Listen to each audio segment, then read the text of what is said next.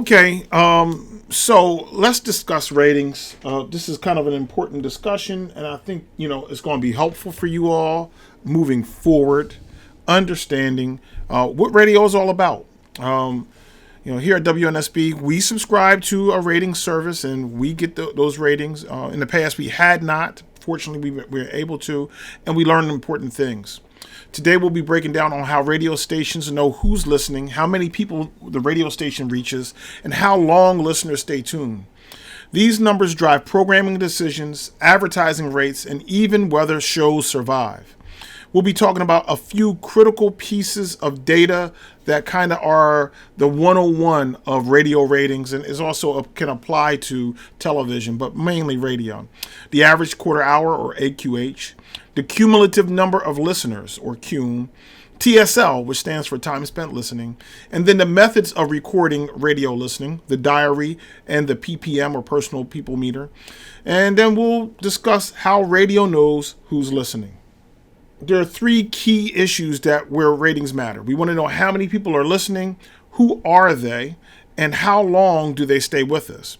Ratings are the currency of radio advertising and radio listening. Advertisers don't buy vibes or just talent. They buy the audience. Every major decision in radio connects back to these three questions.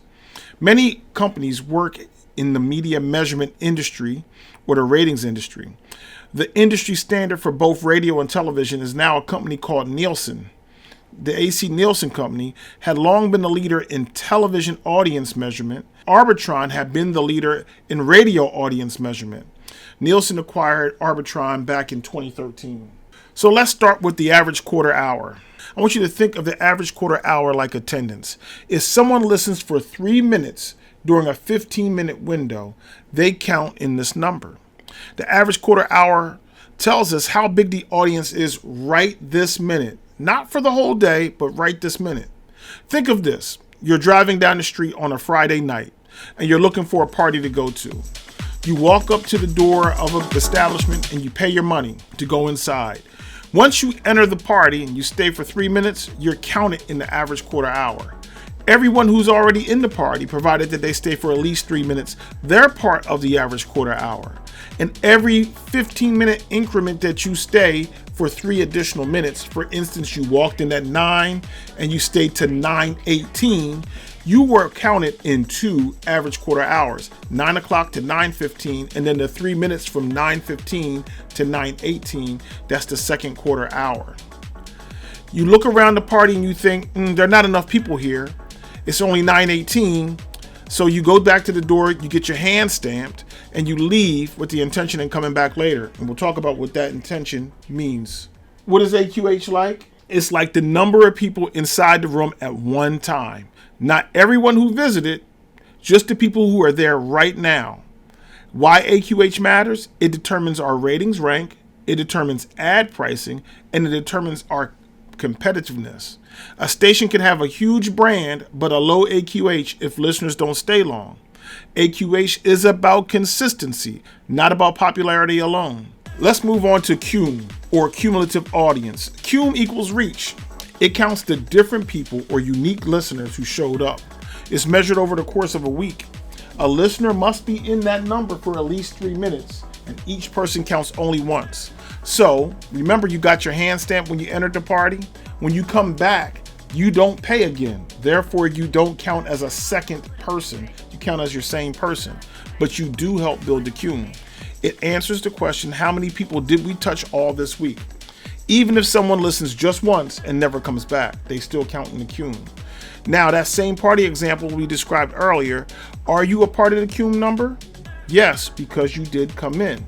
Think of the person who collected the money at the door. When you paid, they used a little clicker, and they counted you in that Cume number.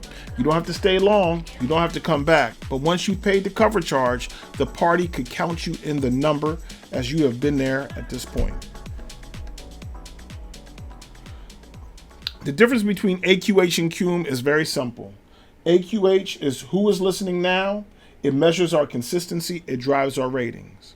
The Cume is who listened at all and overall, it measures reach, and it discusses and drives awareness. We'll move on to TSL, or time spent listening. Time spent listening equals listener loyalty. It measures how long the average listener stays. It shows engagement and habit. It indicates the strength of the program, and there's a simple formula for figuring it out.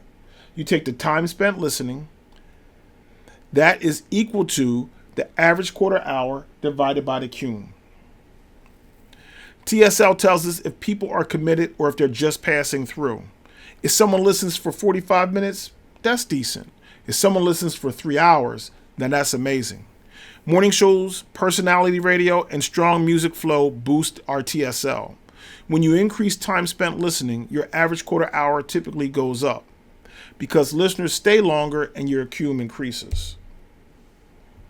TSL in real life means you have stronger connection, you have appointment listening. If an on-air personality gives away a prize every day at 1:30, we then make an appointment to listen to hear that giveaway so we can jump in on it. Time spent listening growth also looks like fewer tune-outs. People stay longer. Low TSL means listeners sample briefly and leave quickly. That's because we probably have weak transitions and poor audience flow. That means if we have bad songs or bad transitioning, boring talk segments, or long breaks, we will probably lose listeners. How do we measure listening? So there's a technical way that listening gets measured. In the old days, before technology jumped on, we had the diary method. Listeners were sent a diary that came to their house. They would write down their listening and send it back. A company called Arbitron incentivized people to participate in it by giving them $1 or $2, or depending on what they call a survey differential treatment, they would in fact pay certain types of listeners more money. For instance, African American males were harder to get to answer the survey, so they would offer them more money, $10, $15, even $20 just to fill out the survey. The survey always started on a Thursday. So you would receive your diary in the house probably on Monday or Tuesday of that week. You would get a phone call from Arbitron. They would tell you what they wanted you to do, and you record your habits over the next 7 days starting on Thursday. You may recall that radio stations would often have $1,000 Thursdays because if they can make certain that you wrote them down on Thursday, the first day of the survey, they could get more listeners to be a part of their particular survey. This particular method dominated the ratings game for years. So, what did listeners write down? They wrote down the station, the time that they listened, and the length of time that they listened. The diaries are kept for a week, and they were mailed back for processing. This is what the diary kind of looked like, and it had some strengths and weaknesses. One strength is it captured listener perception. It rewarded familiar stations, meaning that you could make a mistake and write down, I listened to 97.9, but then maybe name the station that was actually at 98.1. And that made it easy for you to get the listening accounted to the right station. Also, listeners who just kind of could write down, oh, I listened to 103 Jams, they just always wrote that down. It was good for for personality radio. However, here's some drawbacks. The weaknesses included that people would forget to fill it out. People will exaggerate the amount of listening that they actually did. And they would write down what they like, not necessarily what they heard. Technology came into the game and we chose a new method of listening data and research. That's now called the PPM. In most markets, Nielsen distributes something called a portable people meter. It was originally developed by the Arbitron company before the merger. The PPM listens to watermarked audio content and reports that back to Nielsen in real time. The first model, it looked like a small beeper or pager. Now they make them as wearables, as maybe a watch or a pendant that you can wear around your neck. Think of how you use Shazam.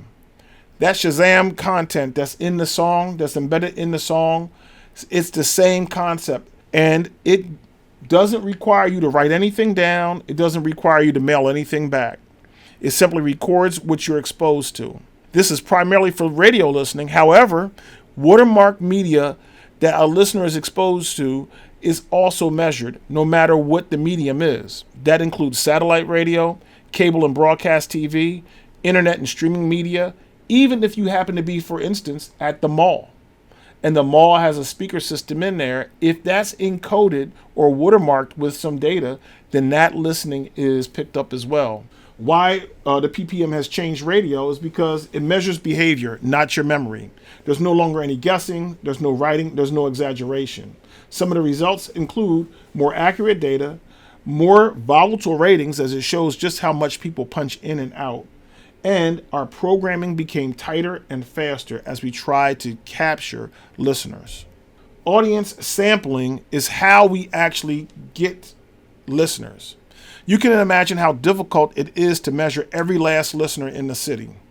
Nielsen and other polling research firms that may in fact poll for politics or television ratings, census data, and the like, use something called sampling.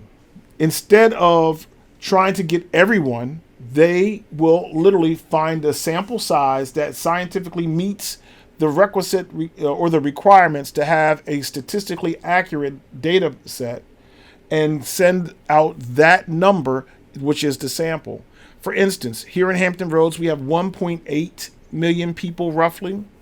They send out somewhere between 1,000 and 2,000 meters, and they assume, based on the algorithm they use and the methodology in place, the randomness of the sample will be within about a 3% margin of error to essentially create a listening profile for the entire 1.8 million people who live here. But that works best with the PPM. As you can see, the numbers are different for diary measurement. They would send out 2,000 to 4,000 diaries in a similarly sized market.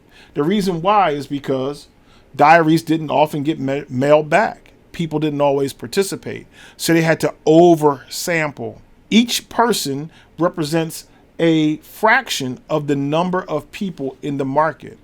If you do some basic math and say there are 2 million people here and they put 2,000 diaries in the market, you can essentially divide that number and recognize that every PPM or diary equals whatever it takes to multiply that to get to the 2 million number. How it all works together? Cume is the number of people we reach. The average quarter hour, or how many people who are listening right now, and TSL is how long they stay with us. That's your ratings statistical snapshot. It's not the opinions. It literally is a snapshot of what's happening right this minute with your station. Here are some terms that I want you to consider and think about.